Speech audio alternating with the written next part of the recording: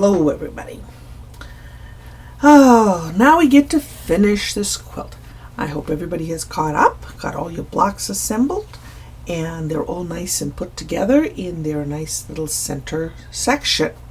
Now we get to deal with our borders. Yes, I have a pile of strips here, and I place them in the order in which my borders are going together. Now remember, we cut 7 strips of each one of these, and this was our sashing as well. Now it's our inside border. It's border 1, 2, 3, and 4. When we put these together, we're just going to do what I had talked about before in our sashings, where we just did the diagonal seams, just like so. And that way we have our one long strip of 7 of these put together. There's enough in here to make all of the borders. For those of you that are dealing with jelly rolls, each one of your stacks, like I talked about, are values, not like this one. This is yardage, remember. All my borders are, each section is going to be one color, where yours would be a value, just like the one that's in the original picture. So here we go. What we want to do here is now start putting these together. The trick is we don't want to just start at one end and end up with all of our diagonal seams in one spot. So what I'm going to have you do is I'm going to start with these 2 right here. Let me place these 2 off out of the way. This first one, and I always leave my selvage on, that way I've got something to trim and I'm not trimming and trimming, doing a double trim and losing more. So here's this one, and here is this one. Let me find my ends. And if you'll notice, I flute them. Fluting, or pleating, I guess, if you put them in a stack, see how I'm doing this? I'm getting a nice little pleated pile. They come off so much more even when you go to move them, because if you'll notice, I'm not having to unfold, untwist, as I put a twist in it. Very good there. And I don't pull my strips. I let them float. If you'll notice, I'm letting it float through my fingers. So I have pieces or units 1 and 2, borders 1 and 2. This first one here, because if I started both of them right on the same end here, I am going to pretty close to end up with both of my mitered or my diagonal seams. Let me pull these together. Here's my other diagonals. They're going to pretty much end up, I know you can't see it, but I have a diagonal seam here and a diagonal seam here. You can see the little ears right there. Those will end up right across from each other. I don't want that, because now that's going to look like El Chapo. Here is where my joint is. I do not want that joint to be that exposed. When you look at my quilt, I want you to see none of these joints. I want them to vanish into my piece. So to do that, I'm going to start a little offset. As you can see, I fluted that one as well. Boy, talk about mileage here. I'm going to start probably, I think in my instructions, let me take a quick look. Yep, here's my instructions. And I have them offset about 2 inches. I thought I'd better check because, sometimes the brain doesn't remember what we wrote down. So about 2 inches. Now I'm not going to include my selvage. And right now I've got a mat underneath me. Otherwise I'd take a ruler. So I've got about 2 inches from my selvage to there. So I'll start this one, minusing my selvage. If you want to, you can just fold that selvage back. That doesn't hurt a thing. And lining up my edge. The trick is, do not stretch these when you go to sew them. Because what happens is, as you sew these, and we have all done this, and not really, some of us maybe not really understood it, it's called the dreaded smile. And when you are sewing two long strips together, they tend to stretch because these are cut cross grain, and that's selvage to selvage. And there is more stretch in a selvage to selvage cut than lengthwise. So when we do that and we're sewing, we're slowly bowing these. And what happens is as you sew, it does this. And as it gets nailed down with the stitching, it sets that seam with that curve. And what happens when we get it off the machine, we have the dreaded smile. Oh, nothing worse than the smile. And then try to press that out. We're not going to let that happen. We're going to let the machine just pull our fabrics together, and don't sew more than maybe 5 or 6 inches. Stop, relax, set the fabric up. Don't try to let the machine just yank it through, because we're going to be putting 2 more rows to this. And one of the other ways it has worked, it may work for you, but it does work as well, is you sew one going this way, turn your unit around and sew going, so you sew this way the first time, then you turn your unit around and add from the other side. I have done that. I find it either way works for me, but every one of us is different. Every one of us has a slightly different handling of our fabrics. So my rules are not necessarily laws. It's the way I do things. So you're going to develop your way of doing this. And again, you're just going to run your 1/4 inch seam allowance all the way down. If you are uncomfortable doing it this way, what you can do is take your pin, mark where that 2-inch mark was. Now remember, we're going to take that off. This is where you're going to start. So I've minused my 2 inches plus there. So here is where I'm going to start my sewing. This section is just there, because when we cut our borders, it'll make sense. But each one, we're going to stagger them. So by staggering them, we move the diagonal seams away from each other so they're not directly across. So we're going to sew these together into one long piece. So we're going to do border 1 and 2, 3 and 4, put those together. I like to do my pair, put that aside, pair my other 2, then sew them together. That is my other way. Again, it's another way of stopping the dreaded smile, is to do them in pairs, then put the pairs together. There are so many ways to do this, and every one of them works, but it depends on how your hands work. So let's go from here, and I'll see you in a little while with all my borders put together.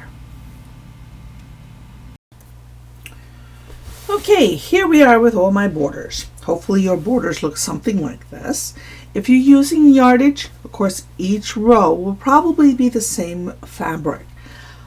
If you are using your jelly roll, which this was designed on, each row will have a different value as you go along. Like this one here, it's all the same fabrics in row 2 and so forth. But the fun part of the jelly roll is that you work with values of the one color, and that one was really fun. So, okay, what I'm going to do here is I'm going to talk about how to press. Remember, when we were feeding this through the machine, we were letting the machine do the work. We don't want to pull. So it's the same thing when we go to press. I'm going to press all of my seams in one direction. And I like to press my seams away from the center of the quilt, just for the fact that sometimes when we do blocks, and even in this case, even though we have pressed the seams open, there's a little bit of bulk around the outside edge of the quilt. When we do that, it just makes more bulk. So by pressing the seams away, we've allowed a nice unseamed edge, I guess you could call it, along this edge to add to the quilt. And so press all your seams that way.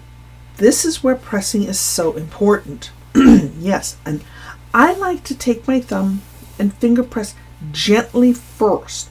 Then I take my iron, because these are long strips, and because they're narrow, they tend to wobble along this outside edge. So I take my iron and just gently tuck in and push all my seams as I go.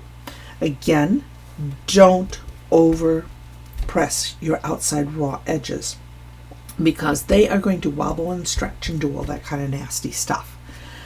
The instructions, here we go with our instructions. In your instructions, it tells you to cut a 66-inch off the very first cut. So what I'm going to do is I'm just going to talk about it. We're not going to go bouncing back and forth to the instructions, just for the fact that we can all read. I mean, I don't need to have this up in front of you and try to read it for you. So on the first one, the reason I have it written the way it is because when you put these strips together, you have so much of each one. And like, okay, let me say here, we're going to be a little visual. Let me think how to do this. You're going to have one strip is going to end at a certain spot, and then another one will add on in each of these rows by doing a jelly roll. The original instructions are written for a jelly roll. Remember, we've gone over this.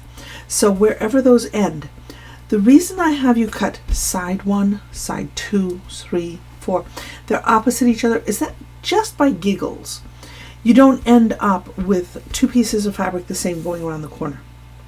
Now I say just because if you look at my original quilt that's on the front of this pattern, you will see that there is a corner, that the corner comes together.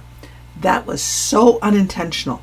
I don't know how it happened. I'm not going to try to figure it out, but it turned out kind of cool. But if I had tried to plan it, it would have looked really ugly. And it would have been a mess because I would have been trying to put everything back to where I thought it needed to go. Okay, so our first thing that we want to cut is I have set at 66 inches. Don't go measuring your quilt. The 66 inches is extra. There's quite a bit of extra in there because we're going to be working with a mitered corner. So we want two 66 inches and two 74s.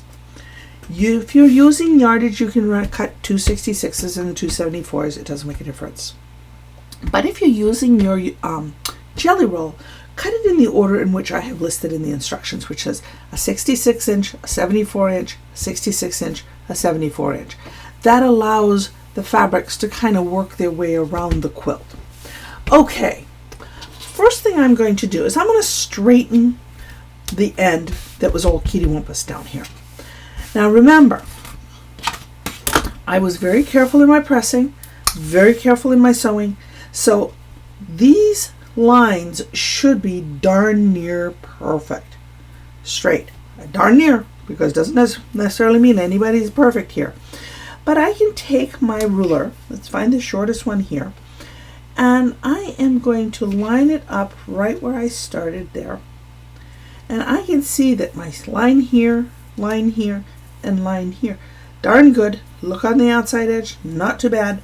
There's a little bit of wobble down here because this fabric that I'm using happens to be very similar to what's called, I'm trying to think of the word, but it's a very light woven, and it's actually a woven with both sides. The threads were already dyed and then woven. Homespun. There we go. Sometimes the brain just goes on total vacation. What can I say? Still trying to go on vacation with all of this going on. Ha! How dare it! Okay. So this is kind of like a homespun. So it's a lot more, it's a softer fabric. It's easier to stretch. So I'm going to try to keep it as my guide. And here, these guys are reasonably straight. So is my outside edge. And so when I cut this off here, I'm pretty sure that that's going to be nice and straight. So I'm going to trim my end right off. And that can go to my spread pile. Okay. From here, what I can do now is, remember, ladies and gentlemen, I have a small work area. I need my first one to be 33 inches.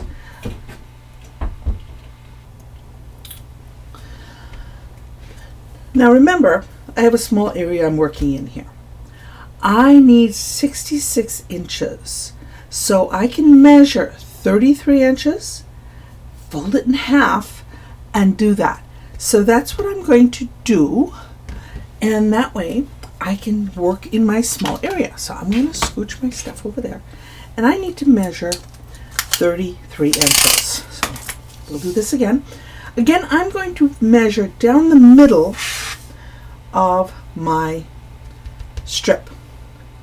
So just like I did before, when I was measuring those rows, this is how I measure in small areas.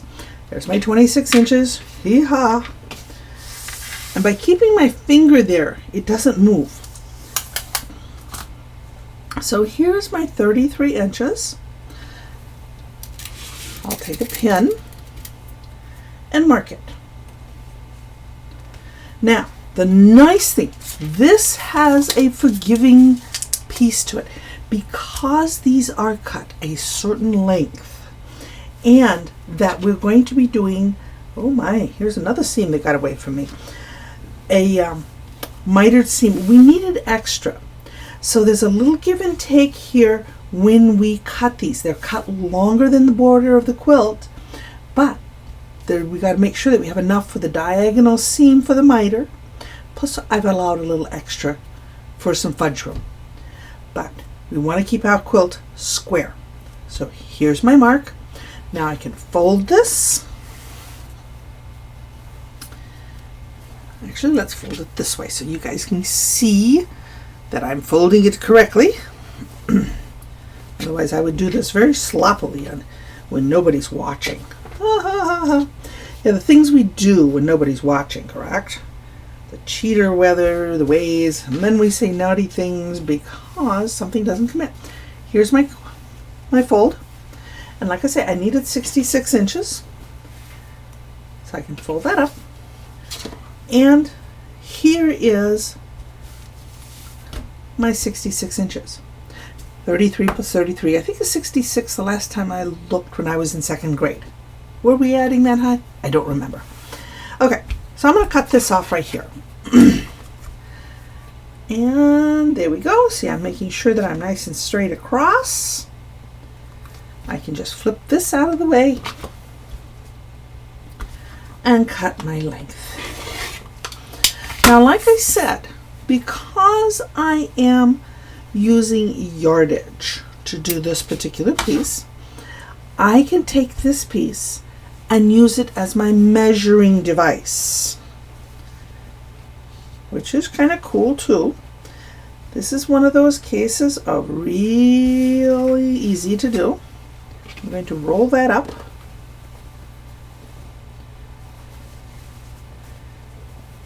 Make sure I hang on to it. I don't want to stretch it. Do not stretch it because we want them the same length. And I'm just going to roll it up all the way down here. Roll it up. And these are going to be my two short sides. And the nice thing is you can do this all at one go. Look at that. By George. And now I'll cut off my other piece. And these two my shorties. I started with the short side just for the fact that I could think better. Haha. I don't know. I just started with the short side. Okay. So we're going to trim this one off. And these are our two shorties. Okay. We'll set those aside. Now we need two 74 inchers. And those are the two sides. Or two long sides. If you guys are doing jelly roll, remember 66, 74, 66, 74. In this case, I'm doing yardage. Therefore, I can do 66, 66, 74, 74. Works both ways. If it's confusing to change gears in the middle, follow the instructions, because if you look at the instructions that you received, on the last page it says go back to the beginning and just follow the instructions. The only difference is how to cut this piece. Now, if you'll notice, so far my piece has been staying pretty straight and there's no real rumples out here. That is because I let my machine do my work for me. So keep that in mind. So let's see. What is half of 74? Oh, let's see. I think if I remember that's 37 inches. So here I go again. Pull out my tape, measure my 37 inches. It's amazing what you can do in small spaces after a while. I used to have a sewing room that was to die for. It was in our basement, and my husband built, here's my 37 inches by the way, my husband built me a cutting table. I'm a little bit taller than most, that fit me to my waistline, and I could stand at it and not get a backache. I had sewing tables, I had the whole works. And then my knees went bad. I got severe arthritis in my knees. And so my sewing room moved upstairs. And I didn't have a sewing room for a long time. Then guess what? My daughter grew up and she moved out and left me her room for my sewing room. So that is my sewing room. It's a very small room, but it is my sewing room. So here we go. I am still utilizing what I need to do. I know everybody needs to watch me cut these, ha ha ha. So, if so you feel the need to, just fast forward past me. I had done this way just so that those of you who like to work along with me, you can. All right, and again, I'm going to line that up on a seam line and cut this off. There we go. And let me finish out one more. You don't need to watch me do that. And I'll be right back. Okay, I've got my borders cut, and here we are with our next step. What I need to do is to measure my quilt. I'm going to measure lengthwise and widthwise through the center of the quilt. And those two measurements are going to be very important for how we're going to put the borders on. So remember, we talked about do not measure your outside edges, because what happens there is all those edges have moved and stretched. You will get a second measurement from there. There are rules out there. Some people say, well, measure 3 different sides, take an average. Again, do it what works for you. This is how I do it. I'm going to take a measurement. Now, this particular side I'm measuring is my long way, or the 6 together. I'm not going to do it mathematically because I know darn well my seams will change. I don't care how good I try to do. My seams do vary a little bit. So I'm going to take it right through the middle here, just like I have been doing before. This is all the room I got. So, and make sure that your quilt stays flat when you're doing this. You'll see I'm kind of working my way along right where I'm measuring. It comes out. The best thing to do though is to put this on a large flat surface and make sure the quilt is completely flat. All right, I have 52 inches. So that is, I know my hand is off the screen here, but I do have 52 inches to this spot. So I know that my length is 52 inches. So now I need to find out what my width is. I'm going to do the same thing again. Turn my quilt around. Don't you guys just love this very tight, close up in your face, basically, way of doing this? You don't get to see really a lot of my mess, which is good. Someday, maybe I'll have a bigger studio because, like we started in the beginning, this is my first one. And Fabric Patch, hopefully, those of us there, there's several of us that work there, are going to be producing some fun ones for you guys along the ways. Because now that we've got you guys started, we need to get you hooked. But that's another subject. Okay, so now I'm going to measure my width right here. Doing the same old trick again. And I have 43 3/4. So there's my 43 3/4. Now I want to make sure that I have those two measurements. Why would I measure it before I put my borders on? Because this measurement is going to determine where my length is on those pieces I cut. And this is how that works. I'm going to set this back this way. This is one of my short sides, so let's try a long side. Here's my long border. What I'm going to do is I want to find the center of my border strip. And then right here would be my center. Now this is what's going to get pinned to the quilt. So what I'll do is I'll take a pin and mark that point. And what I like to do is I will take my pin and thread it through a couple of times. How many times have you put a pin in, gone to use it, and the pin's gone? When we only slide it through once, that pin gets loose. So I slide mine through 1, 2, 3, maybe a couple of, I stitch it in. So there's my center.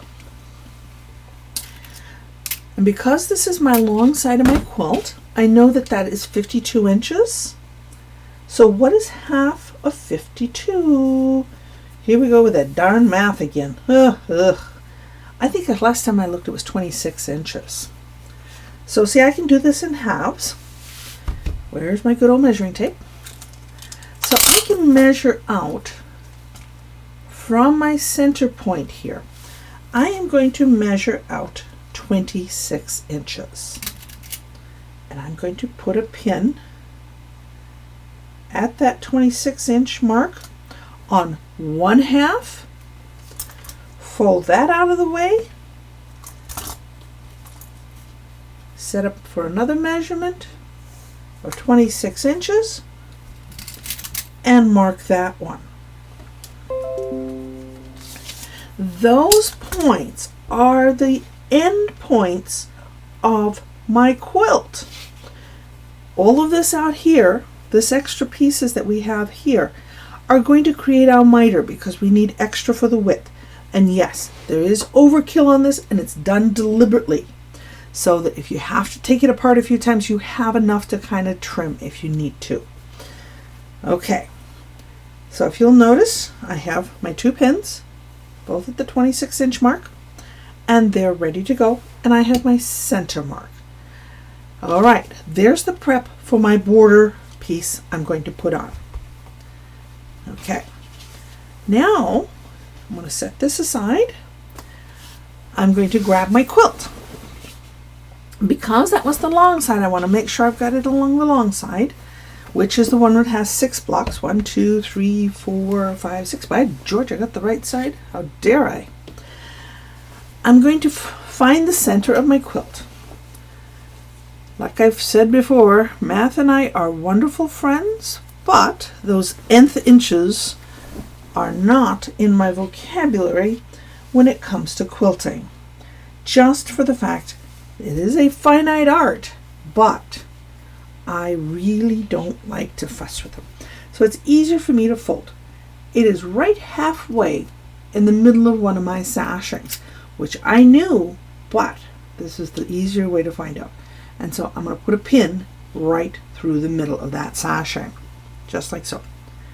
Watch pulling your seams apart too, because they tend to pull apart a little bit because we've trimmed, we've cut, we've done all kinds of stuff. So watch if something starts to pull apart a little bit. Now, what I'm going to do, here's my center mark. I'm going to take my border, match my centers. Oh, I almost forgot one step here. Let me pin this in place since I already have it in my hands. Sorry about that. What I want to do is right here on these corners, on all the corners, take a ruler, even if you have a regular ruler, and what you're going to do is you're going to mark a line 1/4 inch seam allowance this way, 1/4 inch seam allowance this way, and they're going to cross right on the corner. That point is where you are going to stop and start stitching on every one of these borders. So, because that's going to help us create the miter. And instead of just putting a little dot, like a lot of people do, I do a whole line. Now remember, place your line just off the edge of the fabric, just off the edge. That way, when you draw your pencil line or your whatever you're using, it is that 1/8 of an inch where it belongs. I'm going to draw another one this way. And like I say, this is right where these two lines are going to cross. I really wish my lighting was better. But I've got a cross point right here. I'm going to draw my line this way, draw my line this way, and they'll cross right there. And I want to do that on every one of my corners. Once I've got those, that is where my pin is going to go. So I need to make sure I stop stitching right there. So this is how I do that. Set this aside. I've got this pinned in the center. I'm going to take my last pin,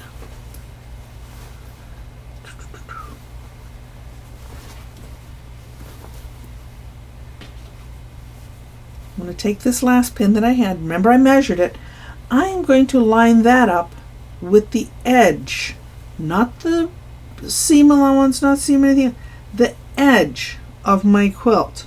So the pin is literally on the edge of the quilt.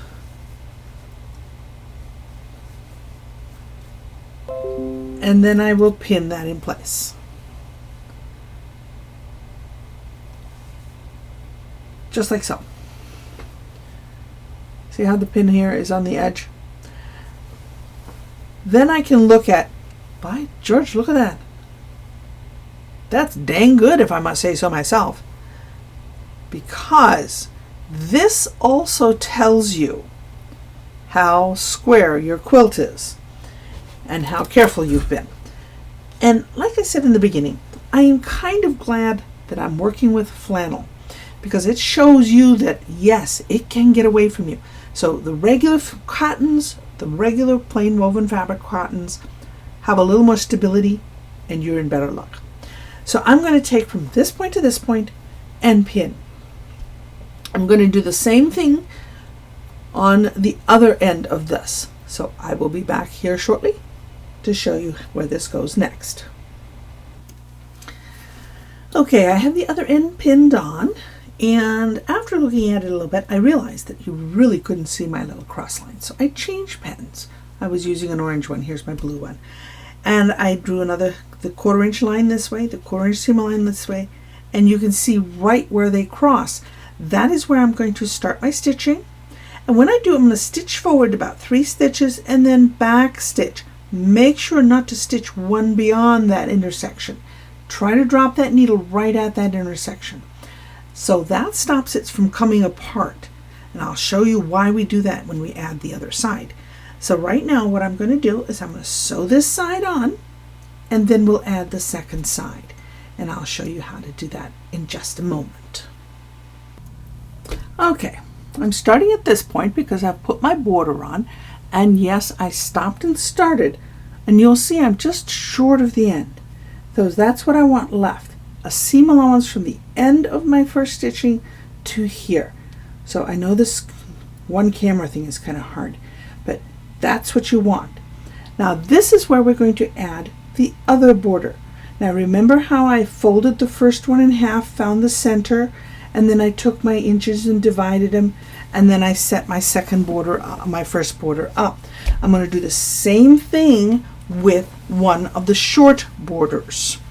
So that way, because I'm working next door to each other, perpendicular. So I'm going to take one of my short borders and do exactly the same thing. I'm going to fold it in half. Oh, let's clear some space in this wonderful small world of mine. I'm going to fold it in half, find my center, voila, mark it and take it over there. What's that song? And mark it with B for baby and me. Well, I'm going to mark it with a pin for myself. Ha ha ha. Okay, now, short side. Remember, it was, what was that measurement for that short side? 43 and 3/4 inches. So half of 43, I think, is 26 and a half, and half of 3/4 is 5/8. So I can do, I'm going to measure this now. Sometimes, because it's a 1/4 inch, I can fudge it just a tiny bit. So I'll make math easier. I'll make it 43 and a half inches. I'd rather go down a smidge. So I've got 26 and a half. So now I'm going to have 26 and 3/4. I know, just do your math, but for myself, I have 26 and 3/4. So if I measure out along my border here, or my edge, I need 26 and 3/4 of an inch. I'm going to do the same thing that I did on the last one. Mark one side and then mark the other. Oh, I do not want to pin through my measuring tape here. That'd be kind of silly. Yes, I could do this very accurate, but I'm not going to. The 1/8 of an inch I can make disappear and it will still be very flush. So there's my measurement that I need. I'm going to take my quilt and right on this corner that I have here, let me trim off this little piece here if I can find my skizzers. There they are. I think they decided they were going to quit working on me, so they disappeared. And I can get rid of that. Okay, here we go with my pile of a mess again. And as I showed you before, here's my little extra that I have.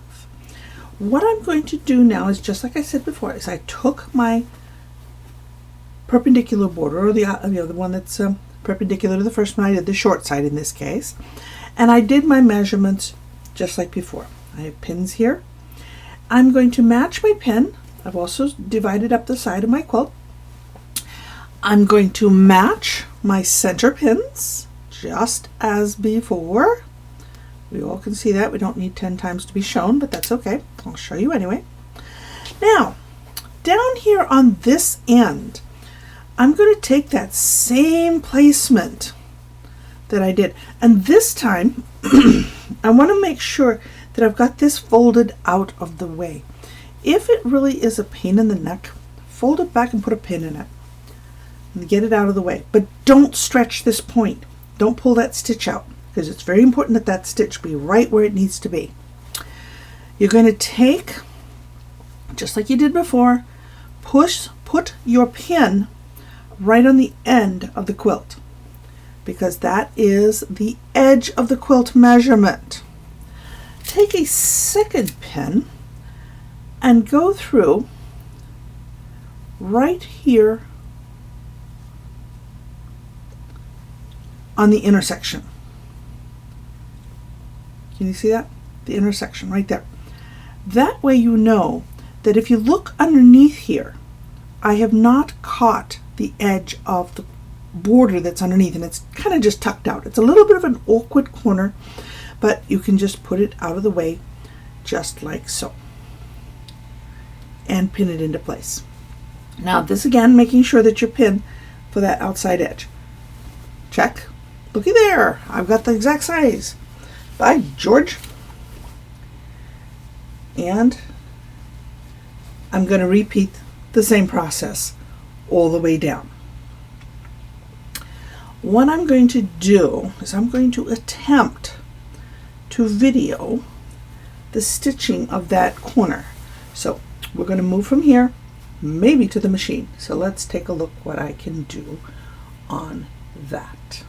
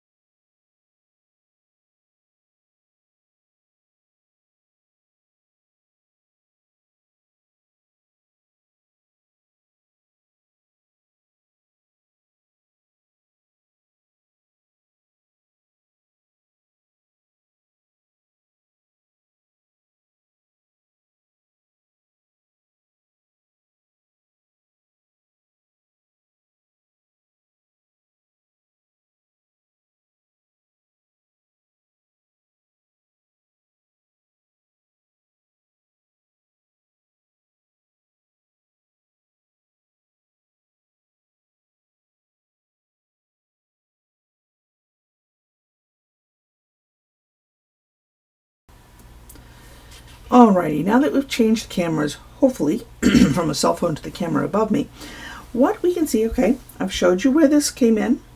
What I'm going to do is I'm going to take my two borders, see the two borders here? And I'm going to put them right sides together, just like so, okay? I'm going to take my quilt and fold it, just like this, so that I've got the tip. I'm going to fold this together here and fold this out. Just like that. Making sure, now, this is where the little finger feely touchies we're going to work on. We want to make sure that our borders, oh, this is the only thing about working in a small space. You got to make sure everybody is out and flat. I apologize for this, people, but I had to show you the first step before I got everything laid out. Anyhow, everybody's totally confused by now, I'm sure. Okay, borders together, nice and even. Bring this lower edge down, nice and even. So these have to be together because this is the section we're working in. Getting this folded in such a way that it will kind of assist us in getting the miter that the 45-degree angle that we need. Now feel under here with your fingers. One seam on top of the other, really nicely lined up. And your outer edges lined up. And if you have to, peek under here. See how I've got mine? Everybody's lined up. And then slowly roll those out if you need to, just like so. And everybody will stay lined up. Whoops, that one scooched on me. Just like that. Everybody got it? I have my little point here, and the reason that I'm worried I pull this out is that way I know that this little tip here is folded in half. And that just kind of gives me a good guide. Make sure my edges up there are nice and even, because once I draw this line, I don't want to draw another one. Okay, I have my blue pen that everybody can see. And let me reach across here. I did not get my ruler that I needed. How dare I? On your most rulers, you have these lines. Right here's a 30-degree line, and here's our 45-degree line, and we have a 60-degree line. We're going to use the 45-degree line. And what we want to do is take that 45-degree line, kind of see it right here, and I'm going to place it, and I'm probably going to use this seam allowance right here as my guide, and that's going to be where my 45-degree line is. That almost makes it parallel to the edge, which if my seam was straight here, I'm pretty darn sure that this is perfectly parallel. I want to mark a line coming right off that tip. Kind of a little bit of fiddling to go here. Now, this is the intersection right here with those seams came together. I'm going to put a big blue dot right there. Everybody see my blue dot? There it is! Yay! That's my intersection of those seams. So what I'm going to do here, ooh, that guy can go away. Right off of that dot, if I do that, using my 45-degree line along here, I know it's 45-degree line here, I can draw a line from here. And of course I'm going to lose it on my dark ones, I'm pretty sure. So I'll have to resort to some chalk, just like so.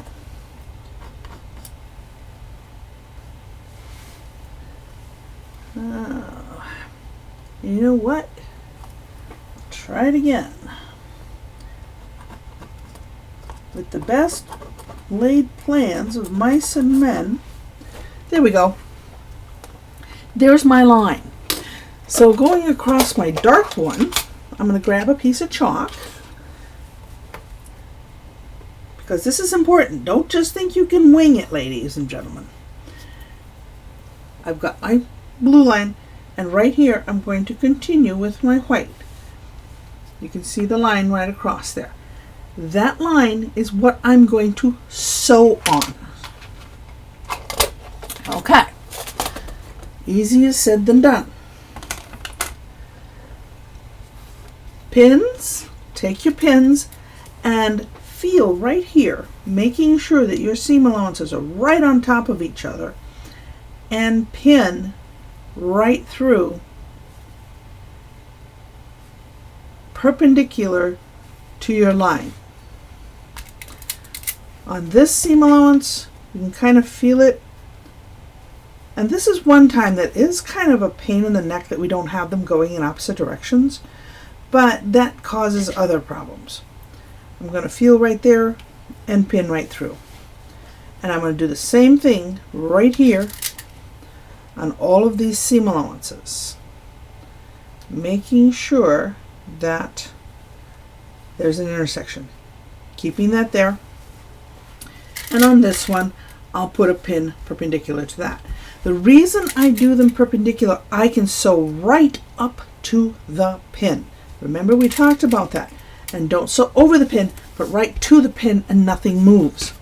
If I look on this, I have no excess fabric hanging off here, so I should be able to sew that diagonal line and get a perfect miter. So let me go sew that, and then we'll take a look at it. I'm going to drop my needle, by the way. I'm going to drop my needle right at that intersection, making sure I do not catch the quilt underneath. I do not catch up water. I'm only going to go through the two border sections right here at this intersection.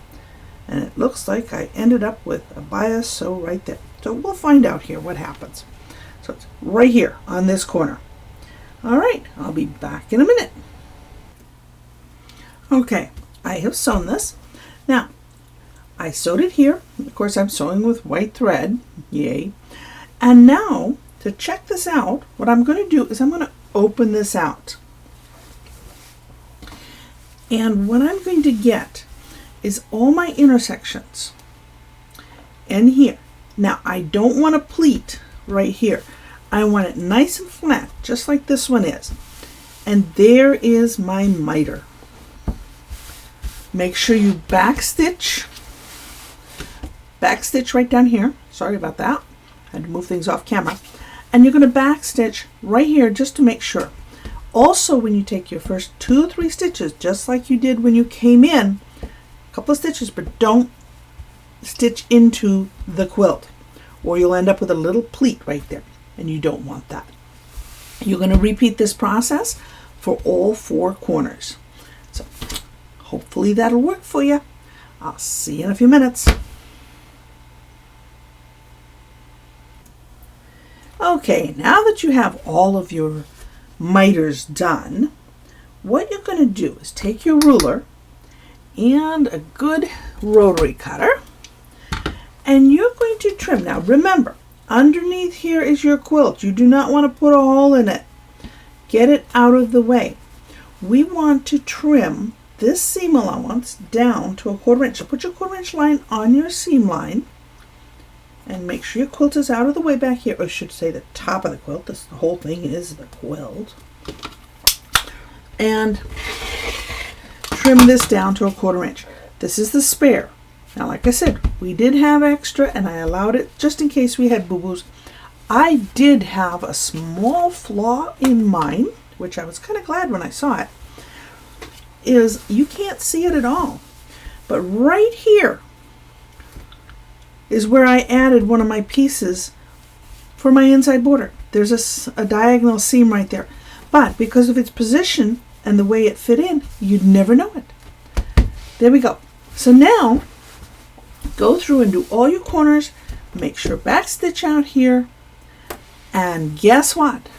Once we're done here, our quilt is done. So let me finish up mine. You go and finish up yours. and let's take a look at our finished quilts. Here we are with just a little bit of a look on my quilt. Yes, we've all seen me finish it. I thought I'd throw this in at the end just so that you could see where I went. And from here, I've got my beautiful quilt in pieces yet. And then here is my finished quilt. Yes, the colors kind of got a little icky. You know how it goes with lighting. And yes, the husband is the quilt stand, so hopefully he's holding it okay. So here's my quilt, ready to go for the quilters. And if we remember, here is the original I Didn't Do It, made with the jelly rolls. And you can see in the borders and also on the pictures that you got in your downloads how the jelly roll kind of slices into the borders and just kind of disappears. You really don't see it. If you compare the two side by side, there's not a lot of difference, but just a little more fun, a little more challenge with the jelly rolls. So I hope everybody has really enjoyed this project, and we'll put it to work with a few more pieces over time. And remember, every time you lay it out, it'll be a different quilt, and everybody will be enjoying something new and woolly made by you. So stay safe, everybody. Have fun. Bye-bye.